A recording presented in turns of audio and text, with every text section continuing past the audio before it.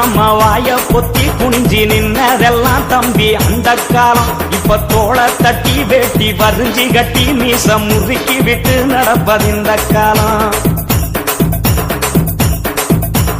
கைய கட்டி நாம வாய பொத்தி குனிஞ்சி நின்னதெல்லாம் தம்பி அந்த காலம். இப்ப தோளை தட்டி வேட்டி வரிஞ்சி கட்டி மீச முறுக்கி விட்டு நடப்பதிந்த காலம். அடிமைய கிடந்தது அந்த காலம், நாங்க அடங்க மறுப்பாது இந்த காலம். அடிமைய கிடந்தது அந்த காலம், நாங்க அடங்க மறுப்பாது இந்த காலம்.